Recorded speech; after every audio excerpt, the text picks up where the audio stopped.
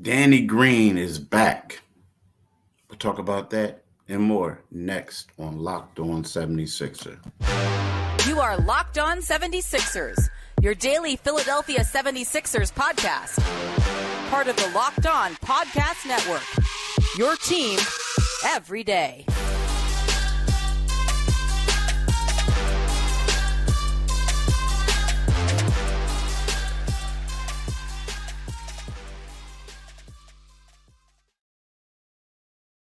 Thanks for making Locked On 76ers your first listen every day. We are free and available wherever you get podcasts and on YouTube. Part on the Locked On Podcast Network, your team every day. Well, last night the Sixers made two more acquisitions to their team. They signed uh, they signed Danny Green to a 1 year deal, or they added Danny Green to a 1 year deal, and also David Duke Jr. signed an Exhibit 10 contract. Now, the thing about an Exhibit 10 contract is basically you get a camp invite, and if you get waived by the 76ers and if you opt to play for their G League team, you make more money. So basically, he's getting a training camp invite and, a tryout for the team. And also, Danny Green, veteran guy, been in the league before. Danny Green played for the 76ers. Danny Green played in the NBA for a plethora of years, right? He's a three-time NBA champion. He played 14 years in the league. We all remember him when the Sixers had him during the what was it, the 2020-21 season, 2020-21 season, 21-22 seasons. And then he was traded on draft night when they got DeAnthony Melton, right? They traded him to the Memphis Grizzlies. Now, the thing about Danny, I like Danny Green. Now, there's some people who might say, why are you bringing him back now? But when we look at this, is he agreed to a 1 year deal. So kind of like Duke, this is a guy who's getting a tryout with the Sixers, right? He's trying out to see what he can do. Now he's 36 years old, so that's what the naysayers are going to say. He's a 36-year-old guy who, yes, is a career 40% three-point shooter. He shot 43.2% last year. He lost a step on the defensive end, as you expect the guy who's 36 years of age to do. But when we look at it, you can always use shooting. And again, he's trying out for the team, right? He's a guy that they're looking at. And what this does is it brings your training camp roster to 20 guys. That's how many guys you can hold. So we'll look at it and we'll see. Now, the one thing that about Danny at the pinpoint is of his 3 championship titles, right? One of them came on 2019 with the Toronto Raptors under Nick Nurse. So with that being said, you look at it, he's a guy that's familiar with Nick. He's also a guy who's familiar with Joel, who's familiar with Maxey and all of them. So it's a pretty good marriage if it works out. Now, I'm here to tell you, I like Danny Green. Like him a lot, actually. I feel like that he was a great locker room guy. Great locker room guy. A guy who told it like it was. Wasn't afraid to tell the truth, right? He's the type of guy that Doc Rivers used to always talk about. These are the guys that you need. So for instance, he's that type of role player who is comfortable being a role player. Typically when he was with, Kawhi, he was with Duncan, all these guys. He was the one who did the dirty work, shot the ball, welcomed it, right? Played with LeBron, played with Anthony Davis, did the dirty work, shot the threes, did all them other things. But he's a winner. And he got that from being that Spurs culture. The other teams that he was at, the Spurs, the Cavs, the first time. Even when he was with Memphis last year, they talked about the things that he did and how, like, the little bit of time he was there, he was a veteran, had a huge veteran presence. So I like Danny Green, and I get it. 36. People want to see other things, but again, we're looking at this for what it is. He's going to try out for the team, and if he makes it, he's going to be a nice locker room presence. And the funny thing about it is, when the Sixers lost Danny Green, or when they traded him, a big question mark was, were they going to lose? How were they going to replace what he did? And what he did is, played D. He made threes. He did a lot of other things. And, were they going to do that? Were they going to replace that? And there was a point where we all thought that was going to be PJ Tucker's role, right? He was going to be a guy who defends, a guy who hits threes and this and that.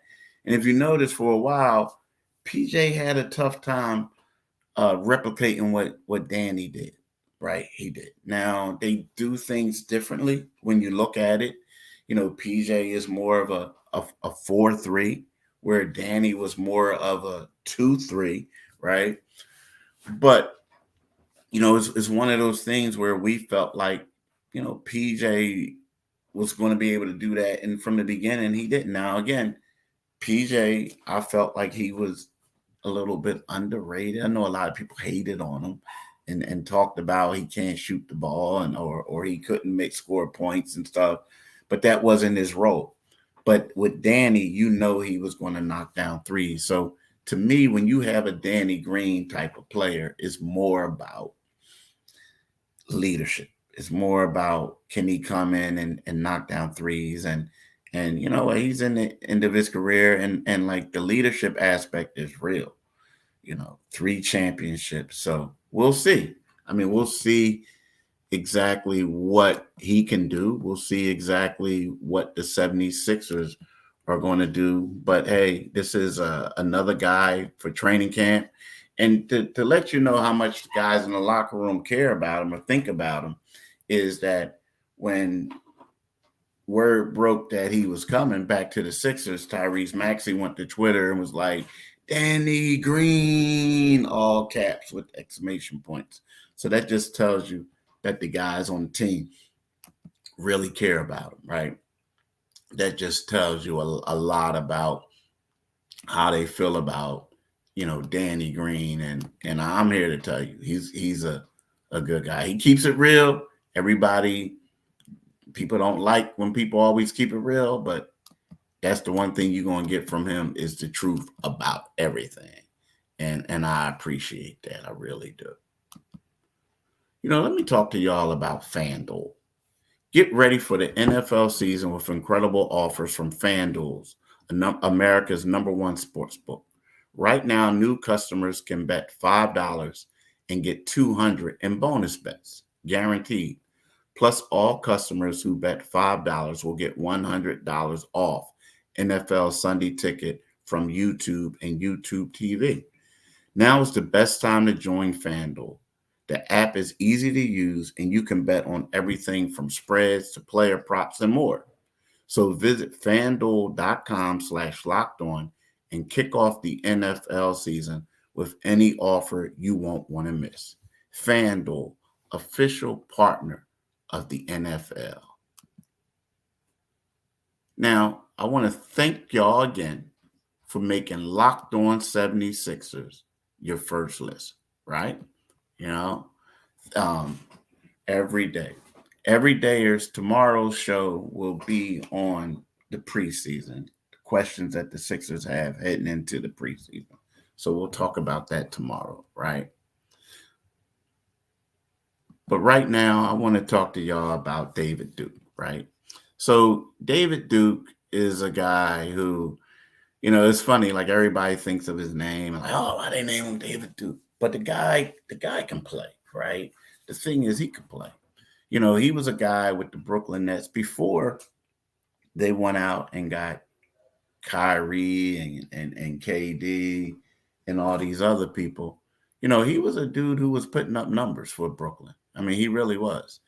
For being a guy who came from the G League.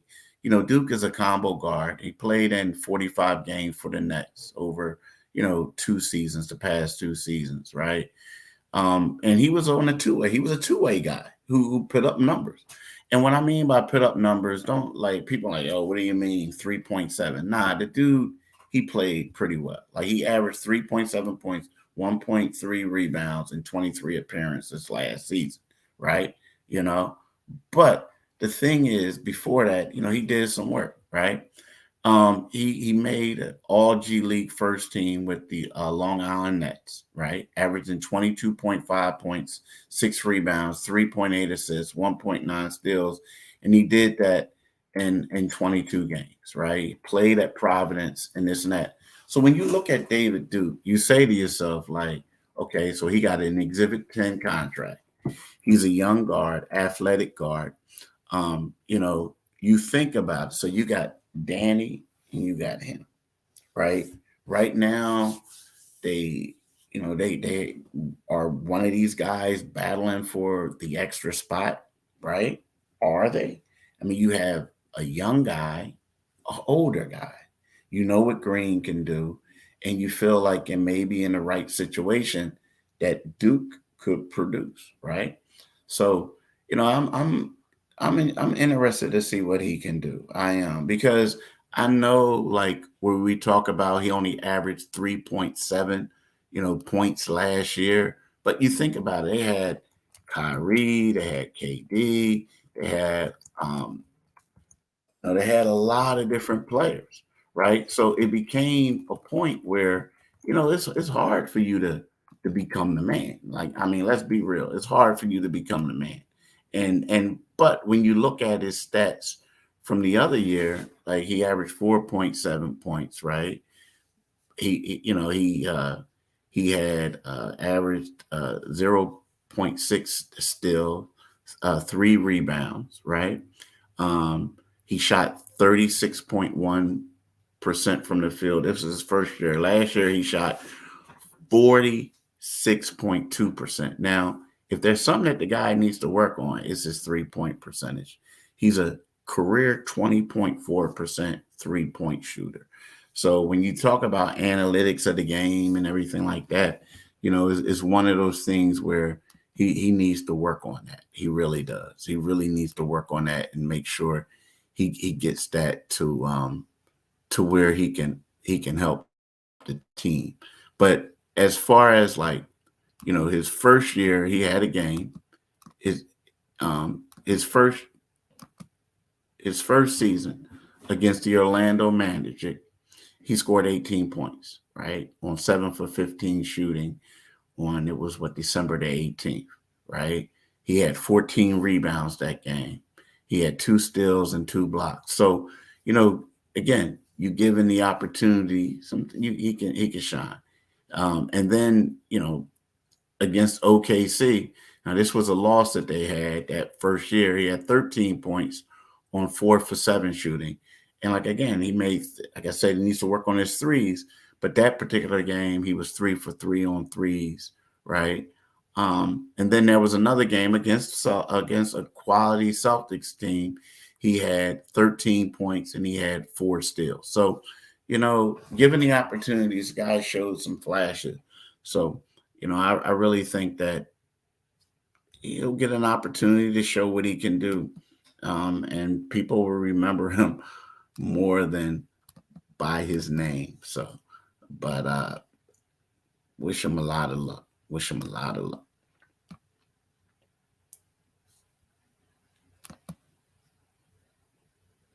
Now, this segment, I want to talk about the 76ers. What can we expect this year? That's a really tough question, because no one knows. I mean, when you look at it, the whole James Harden thing has slowed everything up. But right now, I mean, if James holds out, I think it's going to be a struggle for him. I do. I do.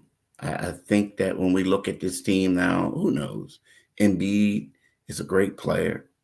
he's going to have to carry him. I think that Tobias is going to have to step up, and they're going to have to ride Tobias and let him do things and Maxi.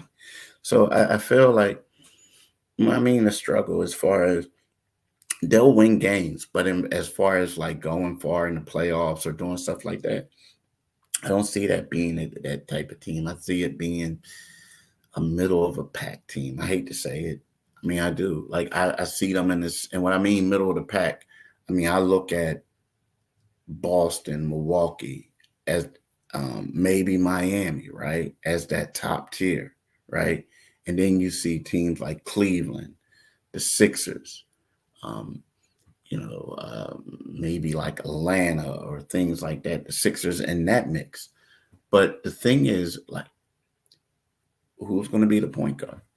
I mean, Pat Bev. Does Pat Bev have it still? That's going to be a main question. Does Pat Bev still have it? Danny Green. Let's say if he makes it. I like him a lot, but there's another older guy, right? PJ Tucker. I mean, the Sixers just got older. And as much as we talk about James, yes, he's older too. But the thing about James is if James wants to be a facilitator, I think he's still an elite facilitator. Without him, a lot of question marks. A lot of question marks. So, hey, I want to thank y'all for listening. And I want y'all to have a blessed day. And again, I look forward to hearing and talking to y'all tomorrow. Peace.